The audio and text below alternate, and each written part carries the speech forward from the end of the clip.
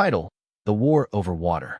When I first moved into Oakwood Heights, I thought I had found my dream home. A spacious house with a large backyard, a peaceful community, and best of all, a private pool.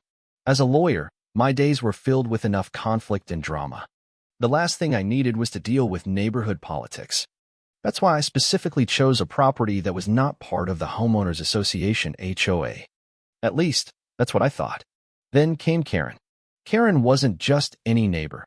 She was the self-proclaimed queen of Oakwood Heights and the president of the HOA. She was the type of person who measured the length of your grass with a ruler and issued fines if it was half an inch too long. Her presence loomed over the neighborhood like a storm cloud, and her clipboard was the lightning rod. I had managed to avoid her for the first few months. Until one fateful afternoon, when I heard a sharp knock on my door.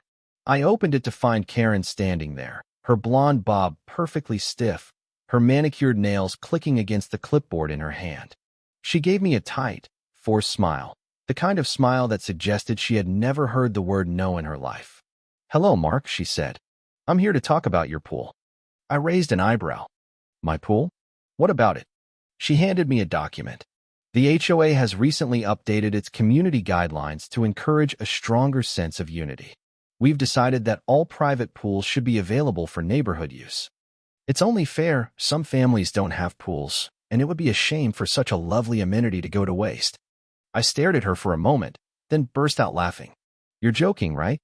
Karen's smile faltered. "This is serious, Mark. You have a pool, and it's selfish to keep it to yourself when others could enjoy it." I crossed my arms. "I'm not part of the HOA.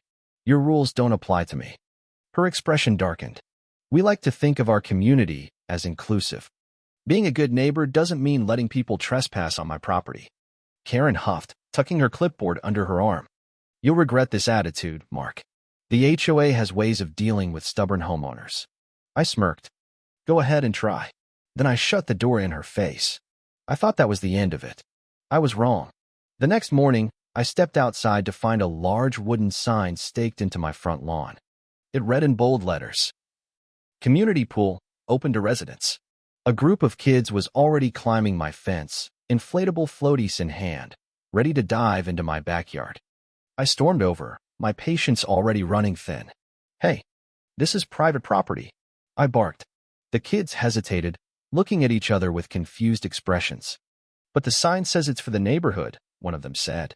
I ripped the sign out of the ground and marched straight to Karen's house. She opened the door with a smug expression, her arms crossed like she had been expecting me. "Take this down. Now," I growled, shoving the sign toward her. "Oh, Mark," she sighed, shaking her head in exaggerated disappointment. "I thought you'd come around to the idea. The community is really excited about this. This is trespassing, Karen. If you or anyone else sets foot in my backyard, I will call the police." Her face twitched, but she recovered quickly, her smile tight. "That won't be necessary. We're just trying to create a sense of unity. Maybe you should try being less hostile." "Hostile?" I scoffed. "You put a sign on my lawn without my permission and encouraged people to invade my property." Karen's smile widened. "We'll see how long you can keep this up." I walked away, knowing this wasn't over. I reinforced my fence, installed security cameras, and figured that would be enough to keep her nonsense at bay. I was wrong. Karen wasn't going to give up easily. Within days, I started receiving HOA violation notices in my mailbox. The first one accused me of improper landscaping. The second is excessive noise. The third, obstructing community access. Each letter came with a fine attached, $250, $500, then a ridiculous $1,000 penalty.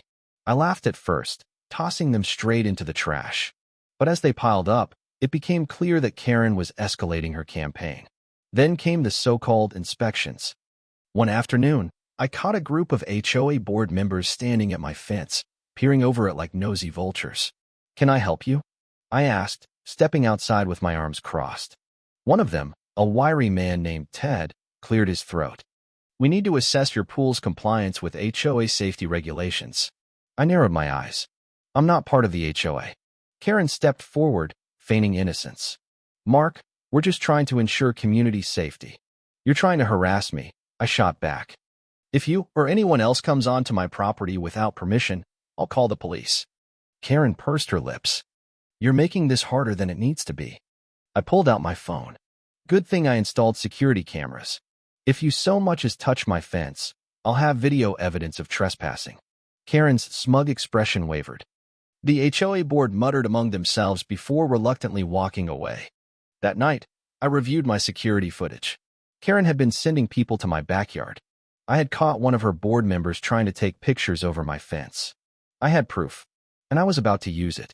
The next escalation wasn't just a nuisance, it was a crime. One night, my motion sensor lights went off. My phone buzzed with an alert from my security camera. When I checked the live feed, my stomach twisted. Karen's husband was in my backyard, bolt cutters in hand, trying to break through my gate lock. I immediately called the police. The moment the sirens blared in the distance, he panicked and ran. But it was too late. I had everything on camera. When the cops arrived, I showed them the footage. The officer shook his head. That's clear criminal trespassing. Do you want to press charges? I hesitated. If I pushed too hard, Karen might escalate things even further. But I wanted this documented. Not yet, I said. But I want a formal report filed. The next morning, Karen was on my doorstep, livid. You called the police on my husband? She shrieked. He broke into my backyard, Karen. That's illegal. He was just checking to make sure the pool was safe. I stared at her. That's the dumbest excuse I've ever heard. Her face turned red with rage. You'll regret this. I smiled. We'll see. And I knew. This war was far from over. The situation reached a boiling point the following afternoon when I heard splashing coming from my backyard. I stormed outside. Karen and her friends were in my pool. 3 middle-aged women lounged on my inflatable pool floats, sipping what looked like store-bought lemonade from plastic cups. Karen, the queen of entitlement, was reclining against the edge of the pool as if she had paid for a 5-star resort experience. What the hell do you think you're doing? I barked. Karen turned to me with a smirk. Enjoying the community pool, Mark. It's a hot day. I clenched my jaw. Get out. Now. Karen leaned back lazily, her smug grin widening. No. And if you try to force us out, I'll call the police and tell them you're harassing us. I let out a short laugh and pulled my phone from my pocket. Oh, don't worry, Karen. I'll call them myself. Karen's smirk faltered, but she quickly recovered. You wouldn't. I raised an eyebrow. Wouldn't I? I hit dial. Karen, thinking she was a step ahead, did the same. Yes, officer. I'm being harassed by my neighbor, she said into the phone. He's threatening us over the community pool. I smiled, watching her dig her own grave. She had no idea that I had been recording everything from my security cameras. Minutes later, the distant wail of sirens filled the air. Karen's expression shifted, but she held her ground. When 2 officers stepped into my backyard, she rushed forward, playing the victim. Oh, thank goodness you're here, she gasped. My neighbor has been harassing us. He's been screaming and threatening us just because we're using the pool. The officer turned to me. Sir, is this true? I didn't even need to answer. Instead, I reached into my pocket, pulled out my phone, and hit play. The recording of Karen bragging about the community pool echoed through the backyard. The officer's eyebrows shot up. His partner shook his head. Ma'am, the first officer said, did you just admit to trespassing on this man's private property? Karen froze. Oh, no, I mean, we. I folded my arms. I'd like to press trespassing charges. Karen's 2 friends immediately scrambled out of the pool, grabbing their towels as if they had just realized they were in a courtroom rather than my backyard. One of them stammered, wait, we didn't know it was illegal. The officer cut her off. Trespassing is illegal. Karen's mouth opened and closed like a fish gasping for air. This is ridiculous, she shrieked. I'm the HOA president. This isn't fair. The officer sighed, pulling out his notepad. Ma'am, turn around. Karen's face drained of color. Wait. What? You're under arrest for criminal trespassing and filing a false police report. The click of handcuffs echoed through the backyard as Karen screamed in protest. You can't do this. I'm HOA president. The officer didn't care. That doesn't give you the right to break the law. Her 2 friends abandoned her completely, rushing out the gate before they could get tangled in her mess. I took a long sip of my drink as I watched the officers escort Karen to their squad car. This isn't over, she screeched, glaring at me over her shoulder. I grinned. Oh, sweetheart, it's only just begun. Karen's arrest sent shockwaves through the neighborhood. The self-proclaimed queen of the HOA, the woman who had ruled over Oakwood Heights with an iron clipboard, was now a criminal. But if I thought this was the end of my troubles, I was dead wrong. The very next morning, a thick envelope was taped to my front door. It was from the HOA, stamped with urgent notice in bold red letters. I sighed, already knowing this was another one of Karen's desperate attempts to exert control. But when I opened it, I couldn't help but laugh. A $5,000 fine for failing to comply with community access policies. Unbelievable. I grabbed the notice and stormed down the street straight to the HOA's headquarters, a small, brick building that sat at the entrance of the neighborhood. When I walked in, I found Ted, the HOA's vice president, shuffling through a stack of papers at the reception desk. "Morning, Mark," he said, looking up with an awkward smile. I slapped the fine notice down onto the desk.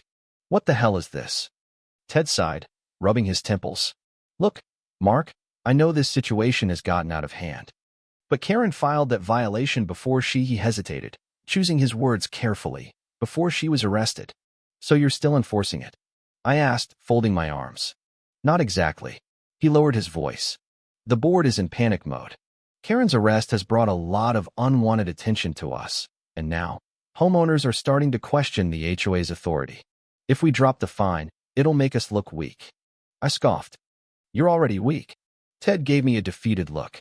"You're going to fight this, aren't you?" I smiled. "Oh, Ted, I'm a lawyer. What do you think?" His shoulders slumped. Yeah, that's what I thought. By the end of the week, the HOA's problems had gone from bad to worse. News of Karen's arrest had spread beyond our neighborhood, making headlines in the local paper. HOA president arrested for trespassing and false police report.